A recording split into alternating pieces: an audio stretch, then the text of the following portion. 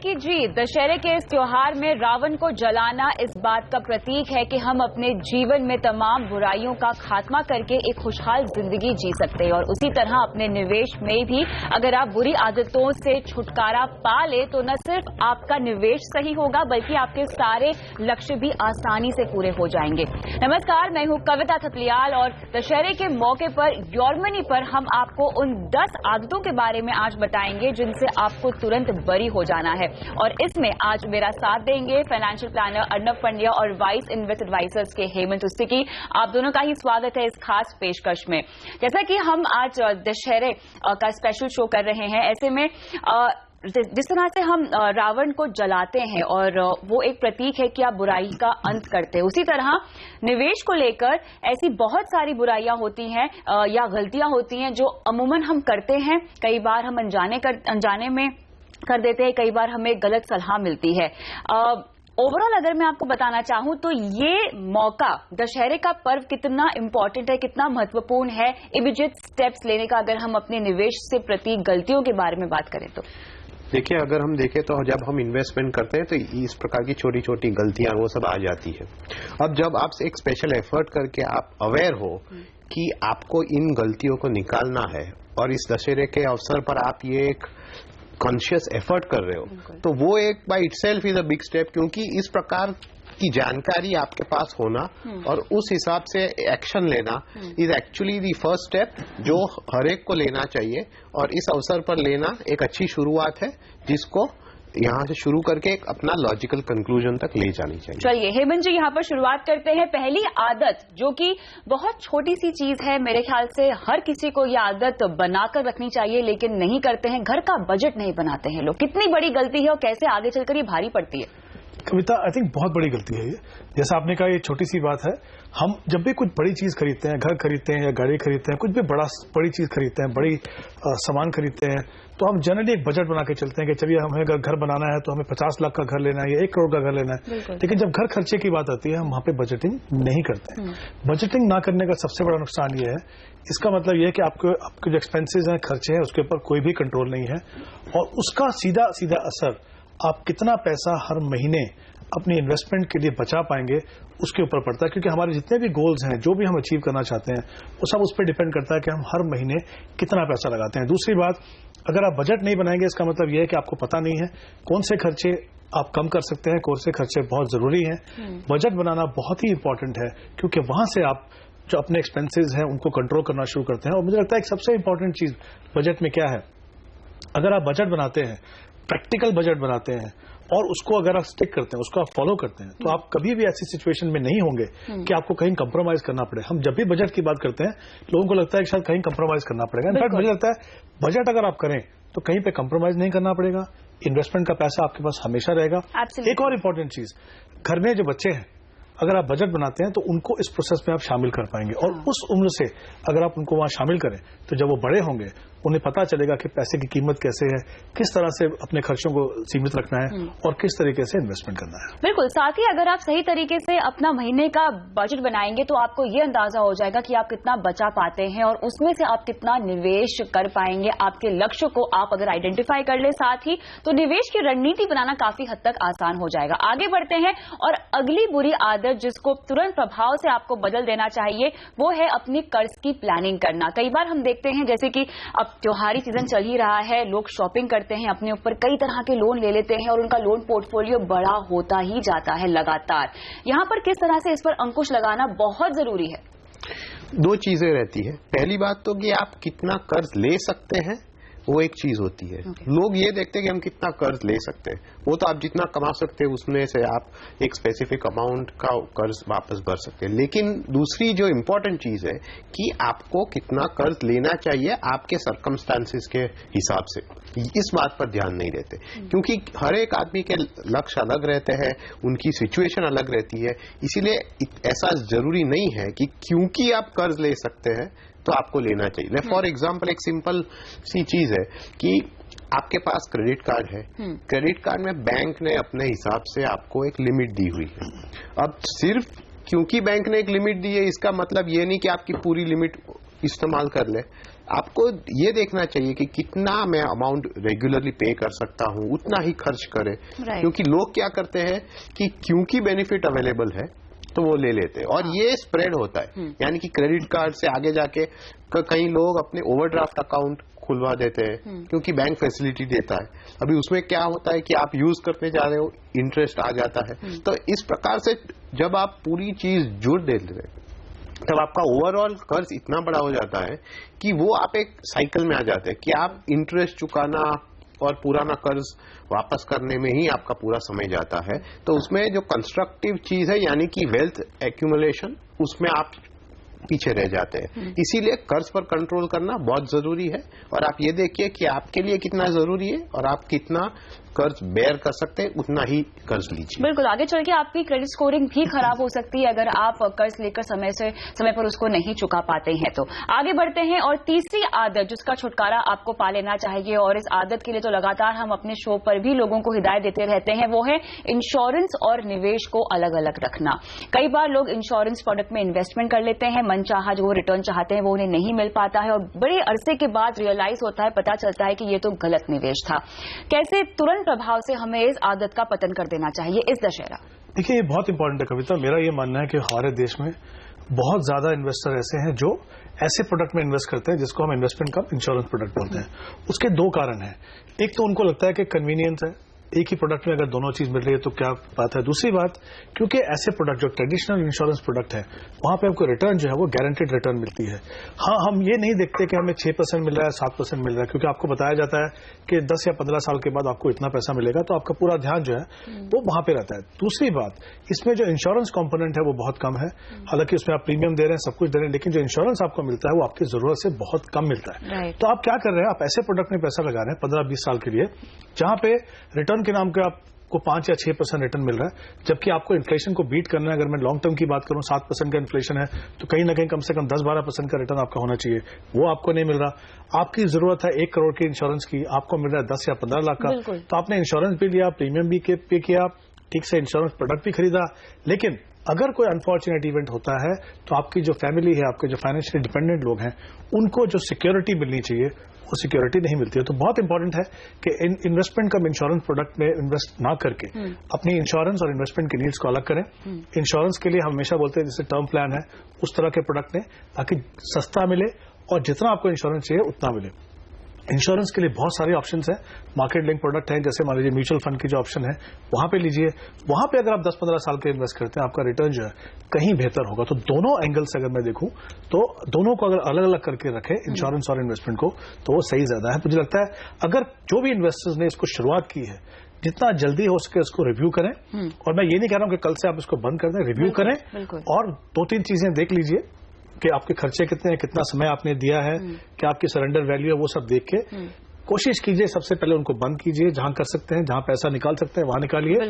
ये मत देखिए कि मैंने 5 साल इन्वेस्ट किया, 6 साल इन्वेस्ट किया, मुझे बहुत कम मिल रहा है, क्योंकि आगे जो 15 साल है अगर आप चाहते हैं सही मायने में आपको रिटर्न मिले, जहां पे जो हम बोलते हैं real rate of return positive हो, वो अगर आप चाहते हैं तो ये समय है अपने उस फैसले को बदलने का। बिल्कुल, तो अगर आपने भी यहाँ पर इंश्योरेंस में निवेश किया हुआ है तो इस शो के जरिए ही देर आए दुरुस्त है, लेकिन तुरंत प्रभाव से अब उस निवेश को आप एक बार फिर से देखिए, और अगर आप निकल सकते हैं तो निकलने की कोशिश कीजिए। आगे बढ़ते हैं और आते हैं अगली आदत की ओर जिसका पतन आपको कर देना चाहिए इस दशहरे, वो है आपकी टैक्स प्लानिंग। अक्सर हमें शो पर लोग सवाल पूछते हैं कि अब टैक्स प्लानिंग करनी है हमें, और 31 मार्च बस आने ही वाली है और हमने निवेश अभी तक नहीं किया है। इस चक्कर में होता यह है कि लोग गलत प्रोडक्ट्स खरीद लेते हैं कई बार, जैसे कि इंश्योरेंस में इन्वेस्टमेंट हमें देखा ज्यादातर इसी समय पर होता है जब लोग समय नहीं देते हैं अपने निवेश को प्लान करने में। कैसे सही टाइम पर आपको टैक्स प्लानिंग करनी चाहिए और क्या है वो सही टाइम? देखिए, सही टाइम तो अप्रैल ही होता है, लेकिन लोग क्योंकि फरवरी मार्च में इतने फाइनेंशियल प्रेशर में आ जाते थे तो वो अप्रैल में इस प्रकार का इन्वेस्टमेंट कर नहीं सकते। अभी एंड ऑफ द ईयर इस प्रकार का टैक्स प्लानिंग करने में रिस्क क्या है कि आपके पास ऑप्शंस नहीं बचते। फॉर एग्जांपल, अगर आपको इक्विटी में भी इन्वेस्ट करना है तो साल के शुरुआत में किया तो आप ELSS में SIP के माध्यम से कर सकते हैं, लेकिन जब आप एक और या 2 ही महीने बचे हुए हैं तब आप करते हैं तो आपके पास कोई ऑप्शन नहीं रहता, आपके पास चॉइस कम हो जाते हैं। इसीलिए ये जरूरी है कि आप टैक्स प्लानिंग की पूरी शुरुआत अप्रैल महीने से कीजिए, धीरे धीरे करके अपने एक बार शुरुआत कर लीजिए तो एंड ऑफ द ईयर आपके लिए इस प्रकार का प्रेशर नहीं रहेगा। और दूसरी चीज ये कि सिर्फ टैक्स प्लानिंग के नाम पे आप कोई फाइनेंशियल प्रोडक्ट में की तरफ न मुड़ जाइए, क्योंकि आपको 2-3 चीजें देखनी है। क्योंकि अगर आप ऑलरेडी अपना एटीसी का इन्वेस्टमेंट पूरा कर रहे हैं एम्प्लॉइज प्रोविडेंट फंड या किसी और की माध्यम से, तो आपको सिर्फ टैक्स प्लानिंग की तरफ जाना जरूरी नहीं है। आप अपने दूसरे गोल्स को भी देखिए, क्योंकि ये एक मनी जो है वो अगर आप सिर्फ टैक्स के हिसाब से यूज करते हैं तो वो दूसरे गोल्स के लिए अवेलेबल नहीं होता। चलिए, तो यहाँ पे हमने आपको अभी तक बता दी है 4 आदतें जिनसे छुटकारा पाना है आपको इस दशहरा। लेकिन फिलहाल रुकते हैं छोटे से ब्रेक के लिए। ब्रेक के बाद आपको बताएंगे कुछ और ऐसी आदतें निवेश से जुड़ी हुई जिनका खात्मा आपको करना चाहिए इस दशहरा। बनी रही हमारे साथ।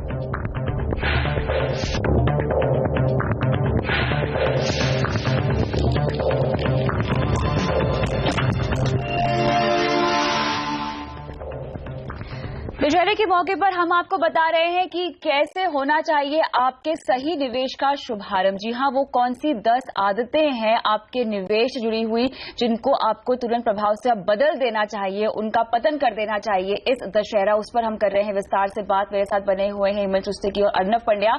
आगे बढ़ते हैं और 5वीं आदत आपको हम बताएंगे, वो है अपने पोर्टफोलियो यानी अपने निवेश से कोई भी इमोशनल कनेक्शन नहीं रखना, यानी भावनाओं में नहीं बहकर आपको अपना निवेश बनाना है। ये आदत कैसे आगे चलकर भारी पड़ सकती है हेमंत जी, ये समझाइए। कैसे अपने निवेश से हम जुड़े ना रहें इमोशनली? कविता, ये बहुत इंपॉर्टेंट है किसी भी इन्वेस्टर के लिए। हमने क्या देखा है कि जब आप इन्वेस्टमेंट डिसीजन लेते हो तो कुछ आपके इन्वेस्टमेंट डिसीजन जो है वो गलत होते हैं। उसके कोई भी कारण हो सकते हैं। कभी कभी क्या होता है, आपके दोस्तों ने किसी ने कुछ टिप दिया, आपने उसमें इन्वेस्ट कर दिया, या किसी एजेंट या एडवाइजर ने आके बोला, आप बिना सोचे समझे आपने इन्वेस्ट कर दिया, या खुद से कभी कुछ डिसीजन लिया और इन्वेस्ट कर दिए। आगे जाके आपको पता चला कि जो डिसीजन आपने लिए हैं या जो प्रोडक्ट आपने चुना है या जो एसेट क्लास आपने चुनी है वो शायद आपके रिस्क प्रोफाइल से, आपके गोल से मैच नहीं करती है। अगर आपको ये पता चल गया कि आपने ये गलत डिसीजन लिया है तो कहीं ना कहीं आपको फैसला लेना है कि इससे अभी बाहर कैसे निकलें। प्रॉब्लम क्या है कि अगर आपने पैसा इन्वेस्ट किया, शॉर्ट टर्म पैसा इन्वेस्ट किया या लॉन्ग टर्म पैसा भी इन्वेस्ट किया, ज्यादा पैसा इक्विटी में इन्वेस्ट किया, आपको पोर्टफोलियो में लॉस दिख रहा है, तो ज्यादातर हमने क्या देखा है, इन्वेस्टर लॉस बुक करना नहीं चाहते हैं। वो थोड़े इमोशनल रहते हैं कि नहीं, जब तक मेरी मूल रकम वापस नहीं आएगी मैं उसमें से नहीं निकालूंगा। हो सकता है मूल रकम आने के लिए आपको अगले 3, 4, 5 साल लग जाए। इसका मतलब क्या, अगर आप उससे बेहतर ऑप्शन में चले जाएं या किसी खराब फंड से अच्छे फंड में चले जाएं, हो सकता है अपनी लॉस भी रिकवर करें और उसके बाद प्रॉफिट भी बनाएं। दूसरा, हमने कभी कभी क्या देखा है, किसी फंड में इन्वेस्ट किया, 10 साल से इन्वेस्ट किया हुआ है और उसमें अच्छा खासा रिटर्न दिख रहा है उनको। अब यही फंड ने पिछले 3 साल में मान लीजिए अच्छा रिटर्न नहीं दिया, लेकिन अभी भी आपको जो एनुअलाइज रिटर्न है वो अच्छा दिख रहा है क्योंकि पास्ट में उसने काफी अच्छा किया है। तो फिर इन्वेस्टर बोलते हैं कि नहीं, इस फंड ने हमको बहुत अच्छे रिटर्न दिए पीछे, अब इसको हम नहीं निकालेंगे। देखिए, फंड ने जब अच्छा किया आपने उसको रखा, जब फंड अच्छा नहीं कर रहा, मैं ये नहीं कह रहा हूं कि आप 6 महीने या 1 साल अच्छा नहीं किया तो निकल जाइए, कारण होने चाहिए। अगर वो फंड ने वाकई में अच्छा नहीं किया, पीयर ग्रुप के सामने कंपैरिजन में अच्छा नहीं किया, तो कोई कारण नहीं है कि लंबे समय तक वो आपके पोर्टफोलियो में बने रहे। तो मेरा यह मानना है कि आप गलती जब आपने की उसकी वजह तो सफर करते ही हैं, उसको सीधा ना करना, उसको सही ना करना, उससे आप ज्यादा सफर करते हैं। तो मुझे लगता है अगर आपको पता चले कि आपने गलती की है तो उसमें इमोशनल मत होइए, उससे अटैच मत होइए। अगर आपको जो भी फैसला लेना है अपनी इन्वेस्टमेंट को सुधारने के लिए, वो करने में बिल्कुल भी देरी ना। तो क्लियरली यहाँ पे भावनाओं में नहीं बहना है, प्रैक्टिकल होकर रिटर्न देखकर आपको डिसाइड करना है कि आपको फंड में रहना चाहिए, निवेश में रहना चाहिए या नहीं। लेकिन आगे बढ़ते हैं। अगली बुरी आदत ये होती है कि आप नए विकल्प जो भी आते हैं उसमें निवेश करने का मन रखते हैं, उसे समझना नहीं चाहते और सीधा निवेश कर देते हैं। और कई बार ये हमने देखा है कि युवाओं के साथ होता है, क्योंकि नया नया निवेश करना वो शुरू करते हैं, निवेश विकल्प की जानकारी नहीं होती है सही तरीके से और उसमें निवेश कर देते हैं। कितनी बड़ी समस्या है ये?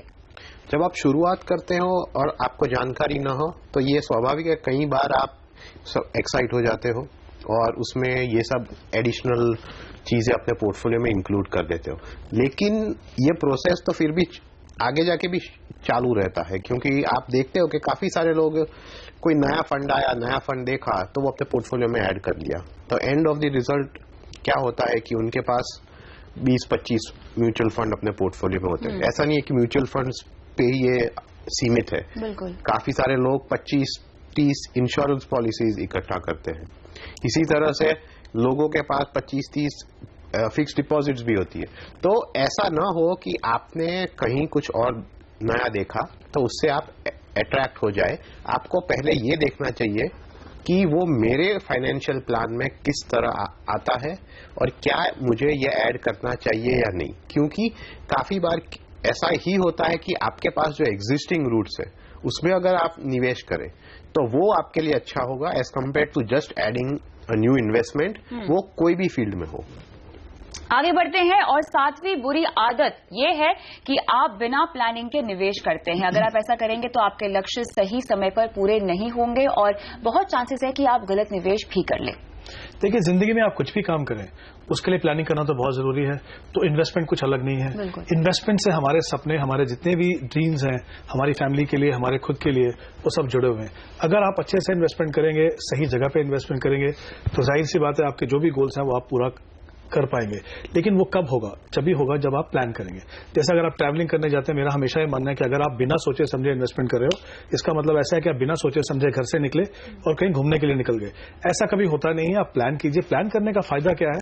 आपके पैसे को डायरेक्शन मिलती है। आप इतने मेहनत से जो पैसा कमाते हो, आप चाहते हो कि जितने भी गोल्स हैं आपके पूरे हों, उनको अगर डायरेक्शन देना है, सही एसेट क्लास चुनना है, अपने गोल्स को डिफाइन कीजिए, समय बताइए, कितना टारगेट है वो बताइए। प्लानिंग का मतलब ये 3 स्टेप्स हैं। इससे सही एसेट क्लास में इन्वेस्ट कर पाएंगे, सही तरीके से इन्वेस्ट कर पाएंगे। जब भी आपको वोलेटिलिटी मिलेगी इक्विटी में, आप निकलेंगे नहीं, क्योंकि आपको बहुत क्लियरली पता है कि मुझे अगले 10-15 साल तक ये पैसा नहीं चाहिए। तो पैसे को डायरेक्शन मिलेगी। जो रियल रेट ऑफ रिटर्न की आप बात कर रहे थे वो आपको मिलेगी। सही एसेट क्लास में आपका फायदा जाएगा। तो इन्वेस्टमेंट को प्लानिंग करना बहुत ही जरूरी है। बिना इन्वेस्टमेंट प्लानिंग किए सीधे प्रोडक्ट पे जाना मुझे लगता है काफी बड़ी गलती है और उसको सुधारने की जरूरत है। बिल्कुल, आपकी मेहनत की कमाई है, आपकी मेहनत की पूंजी है, इसीलिए प्लान करके निवेश कीजिए ताकि आपके पैसे आपको आगे चलकर कमा कर दे। इसी नोट पे रुकते हैं एक छोटे से ब्रेक के लिए, लेकिन बाकी बची आदतों पर करेंगे चर्चा इस ब्रेक के बाद।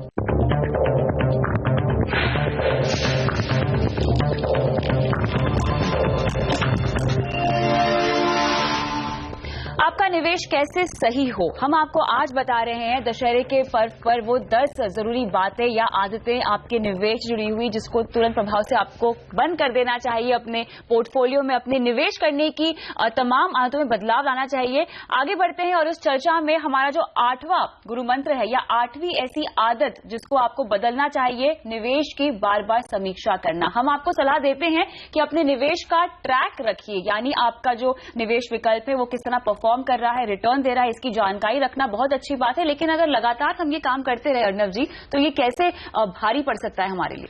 देखिए, कुछ भी चीज अगर आप एक्सेस में करें तो आपके लिए हानिकारक होता है। तो आप इक्विटी इन्वेस्टमेंट है तो हर रोज आप अगर अपना पोर्टफोलियो की वैल्यू देखेंगे, फिर हर घंटे देखेंगे, तो उससे कुछ होने वाला नहीं है। और उससे चांसेस ये है कि आप कोई गलत डिसीजन ले लेंगे, क्योंकि उसको आपको एक शांत मन से लॉन्ग टर्म पर्सपेक्टिव से देखना है। डेट की तरफ भी अगर आप ये सेम चीज करेंगे तो आपको कोई फायदा नहीं होगा, क्योंकि अगर आप देखेंगे तो इतनी छोटी मूवमेंट्स होगी तो फिर आपको लगेगा कुछ हो नहीं रहा है, पर एक्चुअली कुछ होना भी नहीं चाहिए। धीरे धीरे debt is expected to increase. तो कौन से इन्वेस्टमेंट है और उसे किस प्रकार से मॉनिटर करना चाहिए, उसमें आपके लिए पहले ये तय करना है कि कितना समय देंगे आप।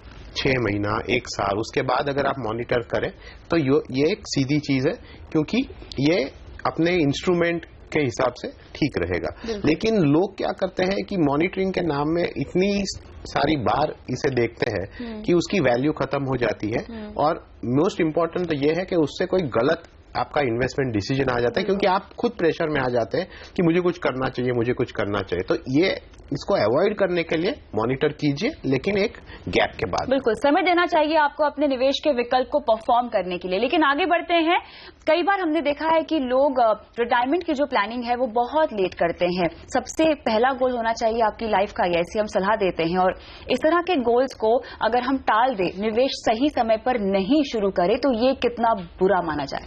देखिए, जो भी लॉन्ग टर्म गोल्स हैं, जैसे आपने बात की रिटायरमेंट प्लानिंग हो या बच्चों की एजुकेशन हो या उनकी मैरिज के लिए हो, तो ये लंबे समय के जितने भी गोल्स हैं उनकी सबसे बड़ी इशू ये होती है कि उनका टारगेट जो है काफी बड़ा होता है।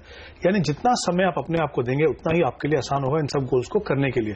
दूसरा एक और फायदा है, जितना आप जल्दी शुरुआत करेंगे छोटे छोटी रकम से बड़े रकम बना पाएंगे, यानी पावर ऑफ कंपाउंडिंग जो बहुत ही इंपॉर्टेंट है किसी भी इन्वेस्टर के लिए, उसका फायदा होगा। डिले करने का मतलब अगर आपने 10 साल डिले किया तो आपको 3 गुना ज्यादा पैसा इन्वेस्ट करना पड़ेगा वही कॉर्पस बनाने के लिए जो अगर आपने 10 साल पहले इन्वेस्टमेंट शुरू की होती तो आप बना पाते। तो क्लियरली आप देख पाते हैं कि डिले करने का मतलब है कि आपको बहुत ही हैवी प्राइस आके फ्यूचर में देना है। जितना जल्दी हो सके, मालूम है यंग एज में बहुत कम लोग इसके बारे में सोचते हैं, लेकिन जितना भी शुरुआत कर सको शुरुआत कीजिए। आगे जैसे जैसे रकम बढ़े, सैलरी बढ़े, उसको बढ़ा दीजिए ताकि हर तरीके से आपका जो इन्वेस्टमेंट है वो हो। इक्विटी जैसी इन्वेस्टमेंट स्पेशली जो वॉलेटाइल है, वो आप उसको समय देंगे सही मायने में आपको फायदा देने के लिए। तो मुझे लगता है जितना जल्दी शुरुआत की जाए उतना ही अच्छा है। ज्यादा लालची नहीं होना चाहिए निवेश में। देखिए, ये हमारे एक बार फिर वापस आ जाते हैं इमोशंस पे। और जब भी आप कोई इन्वेस्टमेंट करते हो तो आप अपने गोल्स की तरफ ध्यान देखिए और ये भी देखिए कि व्हाट इज रेलेवेंट और कितना रियलिस्टिक है। क्योंकि काफी बार क्या होता है कि अगर इक्विटी इन्वेस्टमेंट हो तो हमारा टारगेट अचीव हो जाता है। मान लीजिए कि कोई स्टॉक है वो डबल भी हो गया है तो तब हमें दिखता है कि ये 4 गुना होगा, तो हम उस पर कोई एक्शन नहीं लेते, जबकि योर नॉर्मल प्लान सजेस्ट कि आपको कुछ करना चाहिए। उसी समय जब आप कोई और इन्वेस्टमेंट हो तो उसमें आप ग्रीड मत कीजिए। देखिए कि क्या जो सिचुएशन आपके सामने है वो रियलिस्टिक है, उसमें आपको कोई एक्शन लेना है और अपने गोल्स के हिसाब से और प्लानिंग के हिसाब से सब चल रहा है। अगर ये हो तो आपको तुरंत जो एक्शन लेना है वो लीजिए और ग्रीड से थोड़ा दूर रहिए। चलिए, तो दशहरे के इस मौके पर हम यही कामना करते हैं कि ये 10 छोटी छोटी बातें अगर आप ध्यान में रखें और इन पर अमल करें तो आपके पोर्टफोलियो में बड़े बदलाव आएंगे जो कि आपके लक्ष्य की ओर आपको ले जाएंगे। बहुत बहुत शुक्रिया आप दोनों का इस खास पेशकश में शामिल होने के लिए। इसी के साथ मुझे भी इजाजत दीजिए, लेकिन आप बने रहिए CNBC आवाज के साथ। नमस्कार।